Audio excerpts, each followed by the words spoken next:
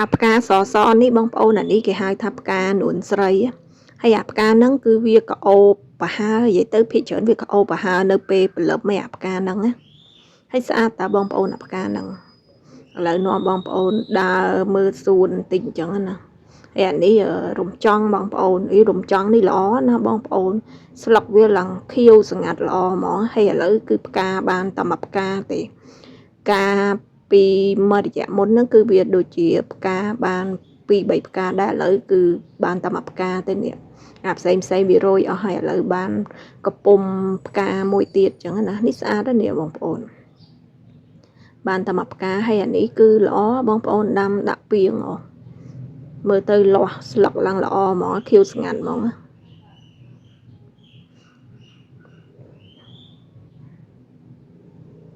ស្អាតណាស់បងប្អូននិយាយទៅដាំដាក់ពាងអញ្ចឹងស្អាតតាហើយនេះគឺនាំបងប្អូនមកមើលជីត្រចៀកជ្រូកបងប្អូនអានេះជីត្រចៀកជ្រូកល្អណាបងប្អូនអាជីត្រចៀកជ្រូកហ្នឹងនិយាយទៅដាំមកលាស់ឡើងល្អហ្មងហើយអាជីត្រចៀកជ្រូកហ្នឹងនិយាយទៅប្រហែលជាមានបងប្អូនខ្លះគាត់ចូលចិត្តហូបអីចឹងណាបើដូចខ្ញុំអត់សូវចេះហូបទេបងប្អូនអាហ្នឹងវារបៀបដូចហឹលហាងខ្ញុំអត់សូវចេះហូបទេប៉ុន្តែអ្នកខ្លះគាត់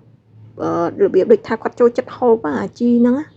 មានបងប្អូនខ្លះទៀតគាត់ដូចជាចូលចិត្តហូបហើយអាហ្នឹង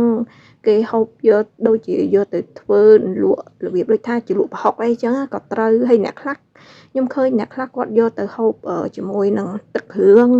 ហើយអ្នកខ្លះហូបមួយបាញ់ឆាវទៀតបងប្អូនគាត់ហូបមួយបាញ់ឆាវអញ្ចឹងណាហើយខ្ញុំធ្លាប់ឮគេនិយាយថាអាជីហ្នឹងហូបមួយបាញ់ឆាវគឺឆ្ងាញ់ប៉ុន្តែខ្ញុំអត់ដែរបានសាកល្បងថាដឹងវាមិនទេណាប៉ុន្តែខ្ញុំធ្លាប់ម្ដងខ្ញុំយកហូបមួយទឹកគ្រឿងអញ្ចឹងណាហូបមួយទឹកគ្រឿងក៏រៀងរបៀបដូចថាគ្រាន់បើដែររៀងឆ្ងាញ់ដែរប៉ុន្តែគ្រាន់ថាខ្ញុំអត់សូវចេះហូបដោយសារអាហ្នឹងដូចហឹលហាងខ្ញុំអត់សូវចេះហូបអាហាងចឹងប៉ុន្តែមានអ្នកខ្លះគាត់ចូលចិត្តហូបគាត់ថាឆ្ងាញ់អានេះវាអាស្រ័យទៅលើចំណូលចិត្តចឹងណាព្រោះអ្នកខ្លះគាត់ចេះហូបចឹងទៅគាត់ថាឆ្ងាញ់ដល់ពេលយើងអត់សូវចេះហូបយើងអាចគិតថាវាដូចជាអត់សូវឆ្ងាញ់អីចឹងណាប៉ុន្តែបើតាមភាគច្រើនទូទៅខ្ញុំឮគេនិយាយថាគេថាឆ្ងាញ់អញ្ចឹងណាអានេះប្រហែលជាដោយអ្នកចេះហូបអញ្ចឹងណាហើយអានេះដាំល្អណាបងប្អូនលាស់ហើយដើមវាឡើងចង់ប៉ិនម្រាមដៃហើយបងប្អូនដើមវាធំណាហើយលាស់មកស្លឹកឡើងធំល្អហ្មងណា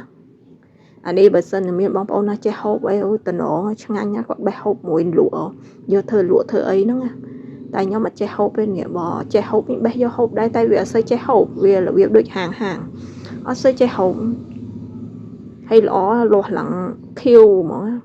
ស្លឹកវាឡើងខៀវល្ងឹតហើយឡើងនិយាយទៅលាស់ត្រួយល្អហ្មងហើយដើមឡើងប៉ុណ្ណាណៃដាំនៅគៀនជាងល្អ